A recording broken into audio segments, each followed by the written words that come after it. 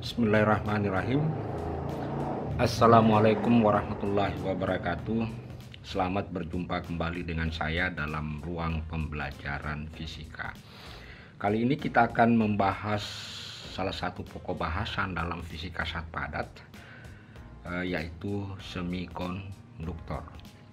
Nah, dalam hal ini yang akan kita kaji adalah semikonduktor intrinsik. Nah, baik, semikonduktor itu jadi semikonduktor itu ada dua sebenarnya. Ada yang kita sebut dengan semikonduktor intrinsik. Intrinsik artinya semikonduktor masih dalam keadaan murni, ya. Sedangkan yang kedua ada juga yang kita sebut dengan semikonduktor ekstrinsik. Nah, ini semikonduktor ekstrinsiknya adalah semikonduktor sudah dicampur dengan atom-atom yang lain. Nah, apa sebenarnya itu semikonduktor? Pada pembahasan tentang teori pita energi, saya sudah menjelaskan tentang persoalan konduktor, semikonduktor, dan isolator. Nah, karena yang akan kita bahasnya adalah sifat zat padat ditinjau dari aspek kelistrikannya, maka di antara isolator, konduktor maupun semikonduktor, maka hal yang menarik untuk kita kaji kali ini adalah berkaitan tentang semikonduktor. Kenapa demikian? Karena tidak dapat dipungkiri bahwa semikonduktor itu adalah salah satu penemuan yang luar biasa sekali, yang mengakibatkan kemajuan teknologi, utamanya teknologi di bidang perelektronikaan, teknologi komunikasi, dan lain sebagainya. Itu berkat penemuan semikonduktor. Jadi sebenarnya ada apa pada semikonduktor ini sehingga begitu banyak dihasilkan teknologi-teknologi luar biasa saat ini. Saya akan memulai dulu tentang yang kita sebut biasa dengan istilah elektron.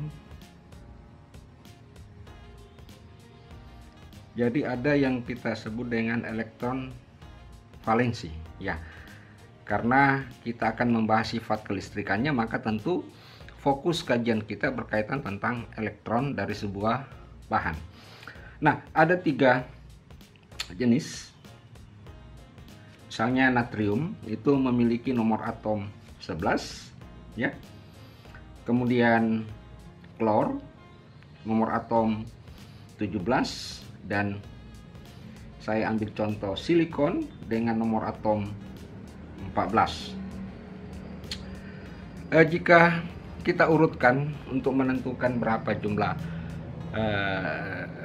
kulit dalam setiap atom itu, maka untuk Na11 itu kita dapatkan 1s2, berarti kulit pertama, ya, subkulit S 2 elektron, ya.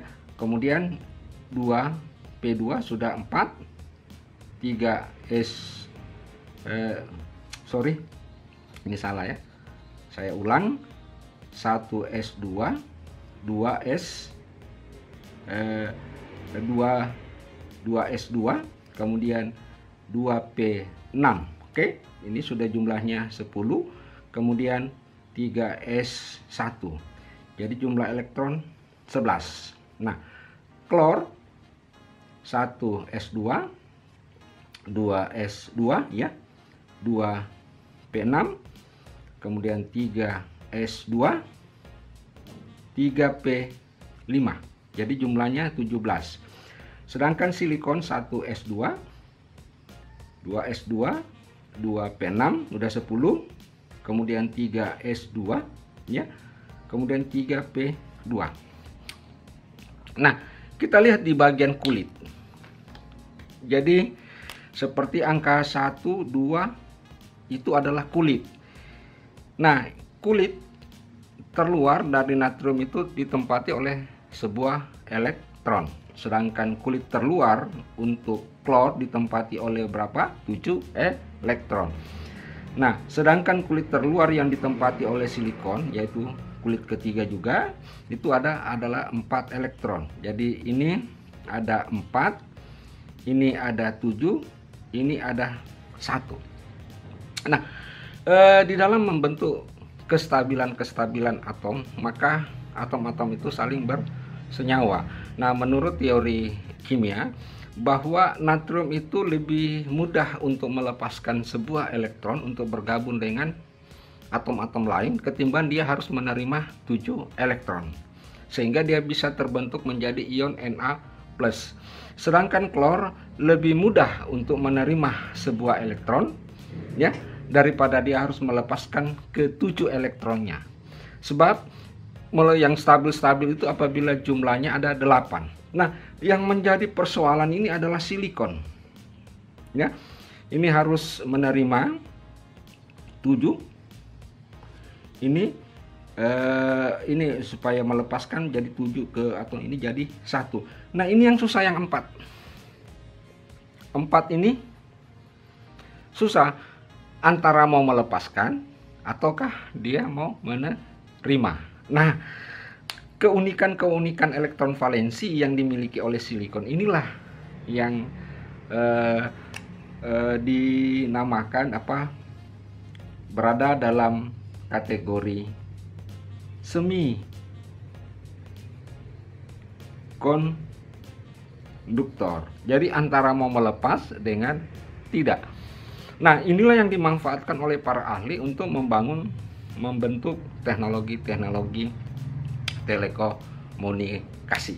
Nah, sehingga silikon ini itu hanya terbentuk melalui proses-proses tersendiri.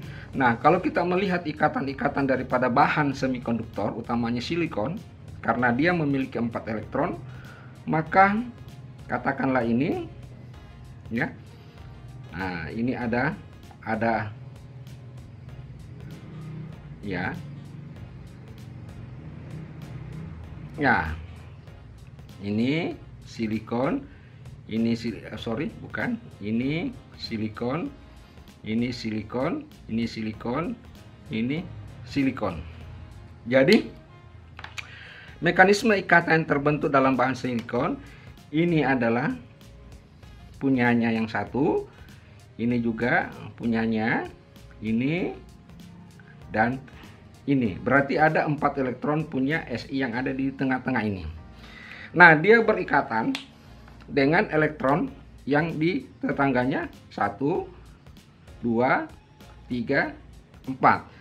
Jadi setiap atom silikon akan mengikat 4 atom silikon lainnya, di mana masing-masing menggunakan elektron masing-masing secara bersama-sama, sehingga ikatan yang terbentuk ini yang disebut dengan ikatan kovalen, yaitu pemakaian bersama elektron untuk membentuk sebuah ikatan. Nah, ini gambaran secara kimiawi tentang semikonduktor. Nah, selanjutnya kita akan membahas persoalan bagaimana karakteristik elektron di dalam bahan semikonduktor. Pada video sebelumnya kita sudah membahas konsep pita energi. Oleh karena itu kali ini kita akan mencoba menggambarkan kembali bagaimana mekanisme pita energi tersebut. Nah,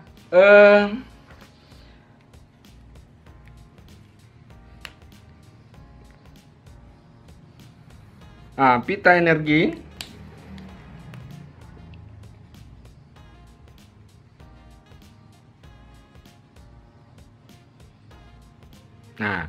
saya gambarkan dulu pita energi. Misalkan ini adalah sebuah fungsi energi, ya. dan ini adalah sebuah fungsi distribusi elektron. Nah, ini katakanlah titik nol.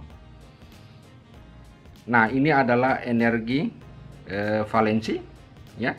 Kemudian berikutnya ini adalah energi konduksi. Nah, yang bagian atas, ya, yang bagian atas ini kita sebut dengan apa? Pita konduksi.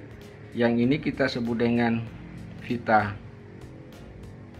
valensi, dan ini yang kita sebut dengan pita terlarang, ya. Jadi ada 3 pita. Jadi antara pita valensi dengan pita konduksi ada sebuah gap atau istilahnya jurang yang kita sebut dengan pita terlarang, di mana pada energi gap itu yang menandakan mencirikan sebuah bahan, apa dia isolator maupun konduktor maupun semikonduktor.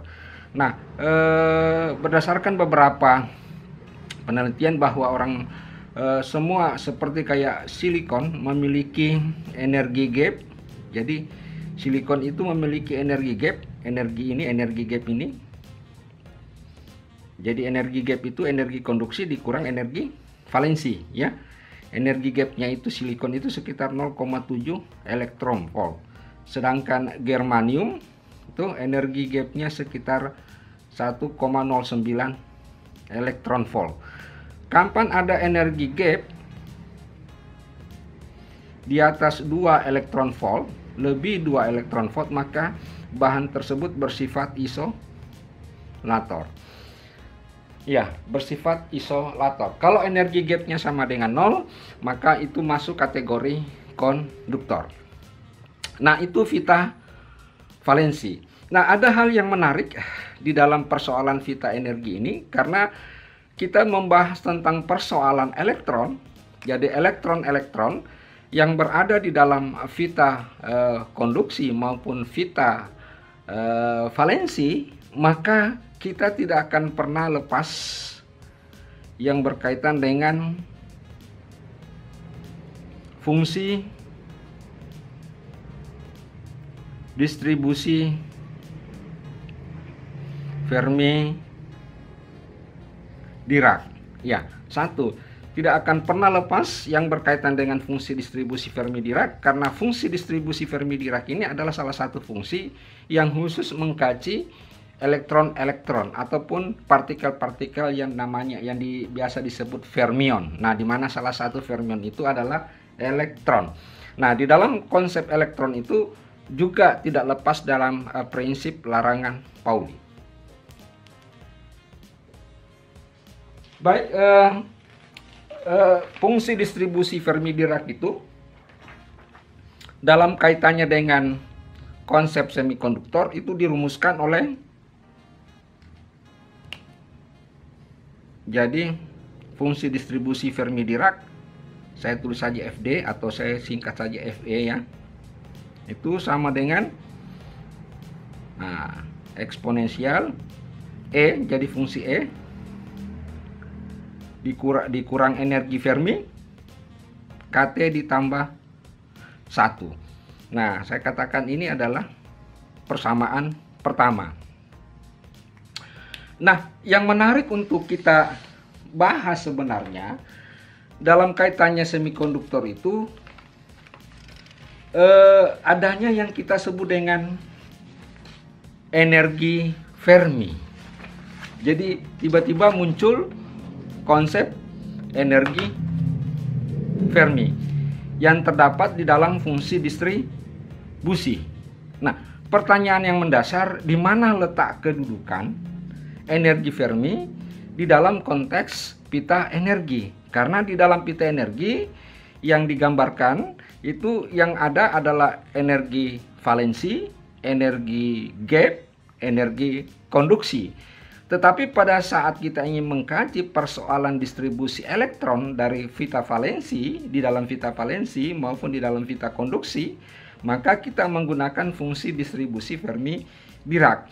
Nah, di dalam fungsi distribusi Fermi-Dirac ada energi Fermi. Nah, oleh karena itu kita ingin menentukan di mana posisi energi Fermi pada konteks pita energi pada semikonduktor. Nah, oleh karena itu kita harus memahami dulu apa itu energi Fermi.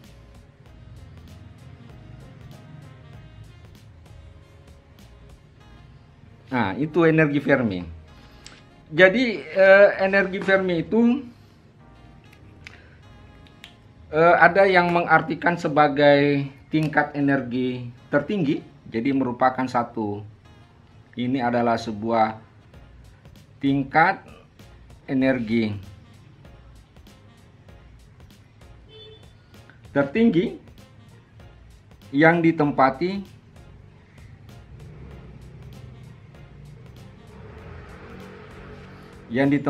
elektron,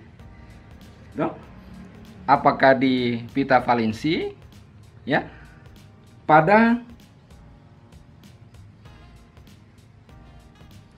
suhu T0 Kelvin. Nah, ini yang disebut dengan dalam kondisi keadaan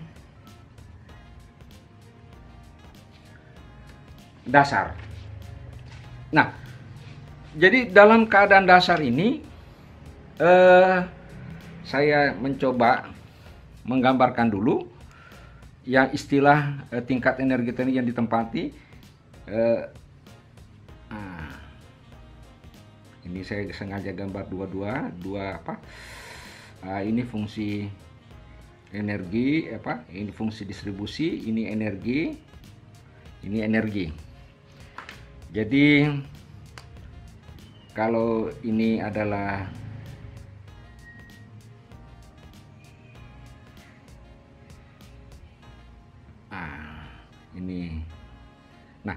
ini.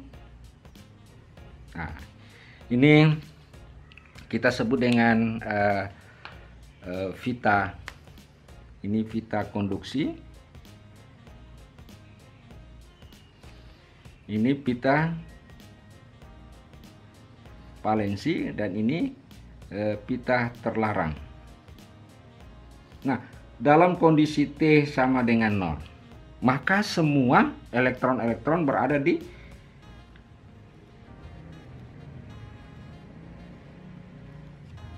di keadaan dasar, yaitu di pita valensi. Jadi di dalam pita valensi, dan sangat sulit untuk menemukan peluang untuk menemukan di pita kondisi. Tetapi pada saat temperatur suhu kamar, maka elektron-elektron yang ada di pita valensi berpindah ke atas. Jadi elektron-elektron bisa berpindah ke atas karena faktor temperatur, sehingga di sini meninggalkan yang namanya konsep lubang. Nah, dari sini muncul bahwa ada dua jenis muatan, pembawa muatan yang dikenal di dalam semikonduktor. Pertama, ini yang kita sebut dengan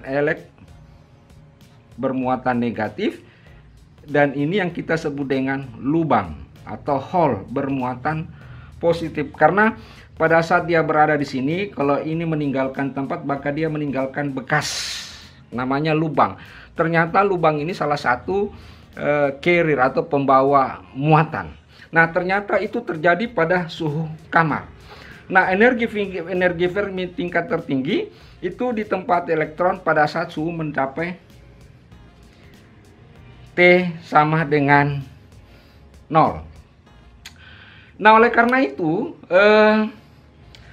yang akan kita bahas bagaimana fungsi distribusi elektron. Jadi yang akan kita bahas bagaimana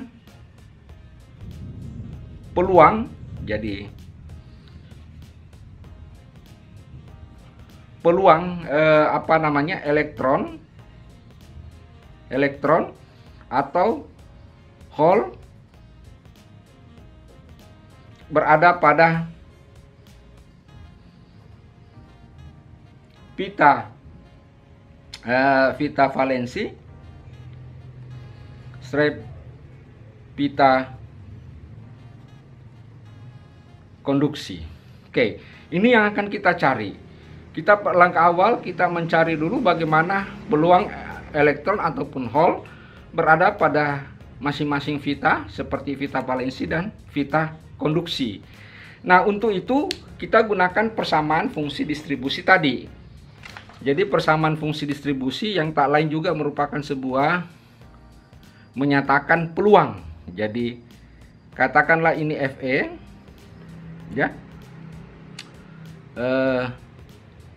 sama dengan E dikurang EF per KT ditambah 1. Jadi ini sama dengan peluang. Nah, misalkan kita ambil, misalkan kita sebut bahwa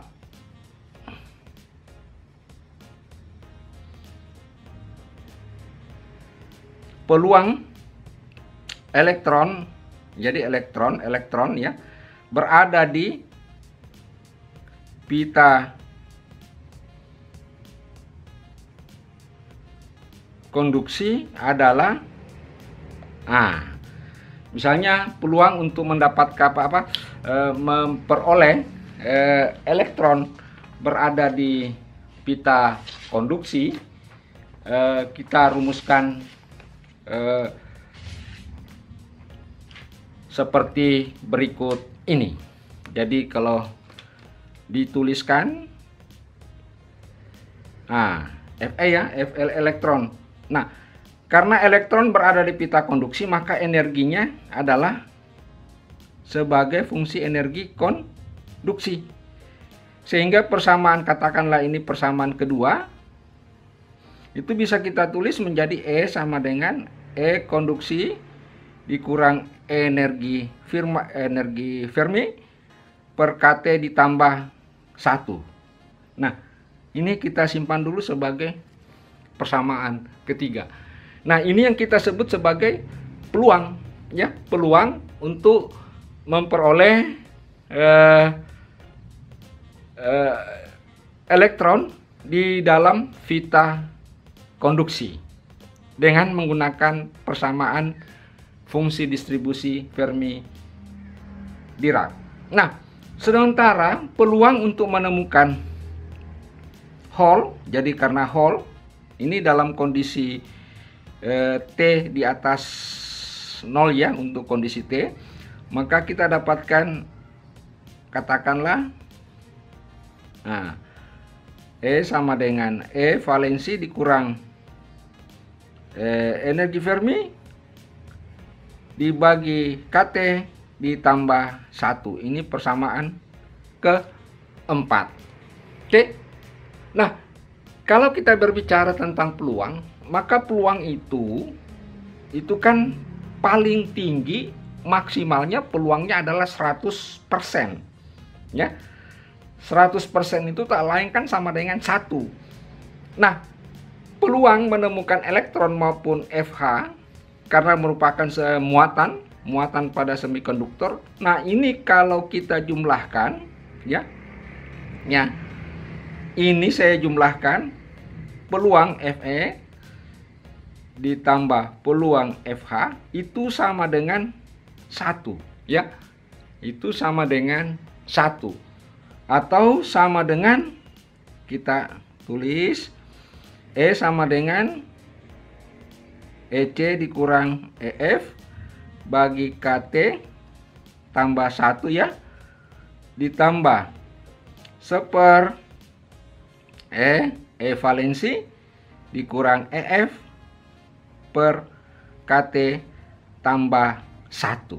Jadi dengan demikian penjumlahan eksponensial ini baik untuk peluang pada vita konduksi, elektron pada vita konduksi maupun hole pada vita valensi, ini jumlahnya sama dengan 1.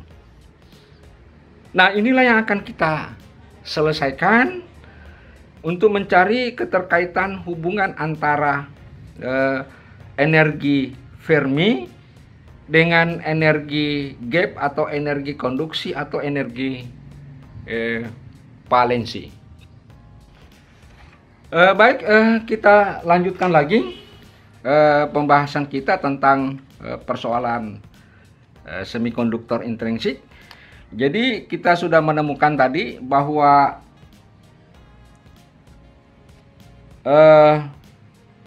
eksponensial konduksi dikurang Fermi dibagi KT ya, ini ditambah 1. Jadi yang bukan ini ya, tapi sejajar dengan tambah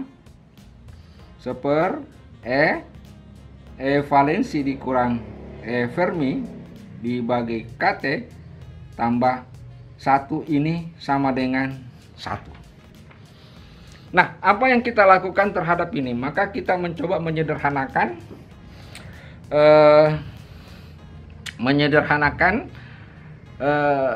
operasi-operasi eksponensial ini. Pertama, ini kita pindahkan ke kiri sehingga kita dapatkan 1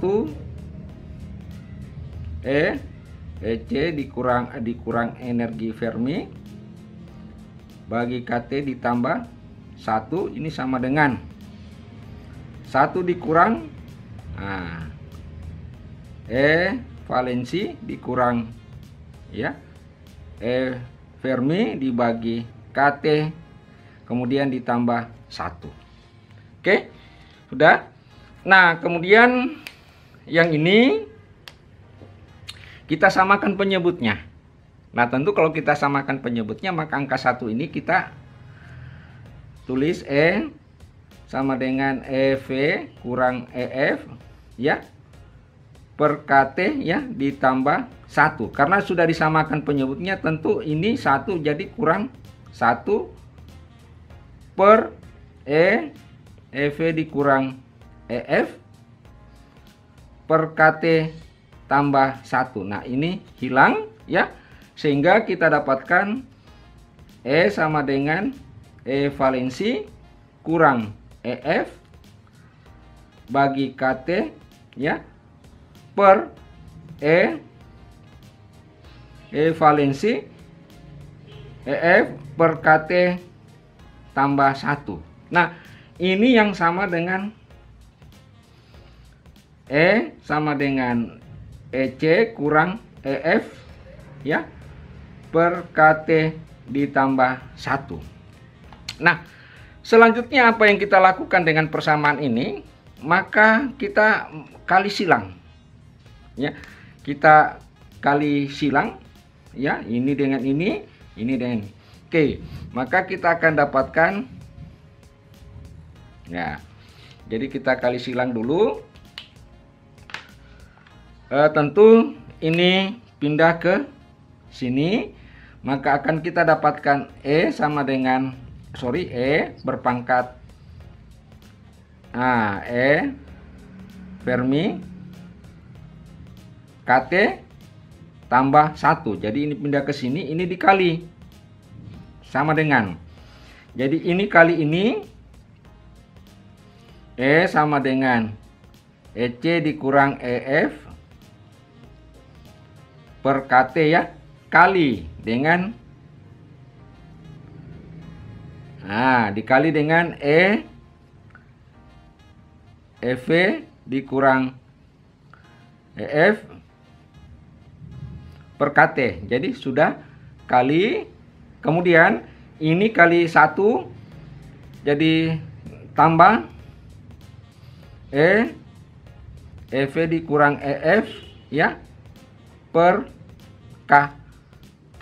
Oke, sudah bisa difahami. Nah, coba kita lihat yang bagian sini ada sama dengan yang ini. Oke, jadi di ruas kiri ada sama, maka ini bisa hilang. Oke, tinggal 1 sama dengan, nah ini kali. Karena ini kali maka pangkatnya dijumlahkan. Nah tentu kalau pangkatnya dijumlahkan, EC dikurang EF ya, dijumlahkan karena bilangan penyebutnya sama, maka ini dijumlahkan tambah EV dikurang EF bagi KT. Oke. Nah, di sini ada muncul eksponensial EC dikurang EV. Ya, energi valensi, kemudian kurang ya, kurang ini karena kurang 2 energi Fermi, kemudian dibagi KT. Nah, sekarang coba kita lihat yang saya tuliskan tadi. Ya, coba kita perhatikan kembali ini EC sini, kemudian EV di sini. Berarti EC dikurang, jadi EC dikurang EV itu tak lain sama dengan apa? Energi gap ya. Jadi EC itu dikurang EV sama dengan energi gap. Maka ini bisa kita gantikan menjadi energi gap. Jadi E sama dengan energi gap dikurang 2EF bagi KT. Nah, apalagi yang harus kita lakukan? Kita coba menglogaritmakan ini ruas kiri maupun ruas kanan. Tentu len, jadi len 1 sama dengan len ya, eksponensial EG dikurang 2EF per KT ya. Len 1 kan sama dengan 0. Nah, len ini dengan E kan jadi sama dengan, saya pindahkan saja ke kiri. Ini len, nah ini sama dengan 0 ya. Logaritma terhadap eksponensial jadi sama halnya kalau saya katakan len E pangkat 2 ini kan sama dengan 2 len E. Len E itu sendiri kan sama dengan 1. Jadi pangkatnya ini dipindahkan ke depan menjadi EG dikurang 2 energi Fermi dibagi KT. Nah, KT-nya pindah sehingga dapat energi Fermi kurang 2EF sama dengan 0 ya. Dengan demikian kita dapatkan bahwa energi Fermi itu adalah setengah daripada energi gap. Ya, artinya dalam temperatur di atas 0, maka energi Ferminya itu berada di tengah-tengah. Jadi kalau kita gambarkan menurut konsep pita energi, nah ini pita konduksi, pita valensi. Nah ini pita konduksi. Nah ini EC, ini E valensi, ini 0, ini fungsi E, ini fungsi distribusi. Maka ini dia, di sini berada energi Fermi, setengah daripada energi gap. Jadi ini adalah energi gap, di mana energi Fermi itu 1/2 EG. Oke, saudara-saudara sekalian, jadi kita sudah bisa memahami bahwa ternyata di dalam semikonduktor posisi energi Fermi itu berada di antara elektron energi valensi dengan energi konduksi, atau di tengah-tengah daripada energi gap. Demikianlah penjelasan tentang semikonduktor intrinsik. Insya Allah kita akan membahas kembali persoalan semikonduktor ekstrinsik. Jadi semikonduktor ekstrinsik kita sudah berbicara tentang bagaimana penggunaan atom donor ya, atom donor dan atom-atom akseptor, yang dimana dari semikonduktor intrinsik ini akan melahirkan komponen-komponen elektronika seperti diode, transistor dan IC dan lain sebagainya. Itu semua dibangun berdasarkan konsep semikonduktor. Baik, saudara-saudara sekalian, demikianlah penjelasan tentang semikonduktor intrinsik ini. Mohon maaf segala kekurangannya. Sekian, assalamualaikum warahmatullahi wabarakatuh.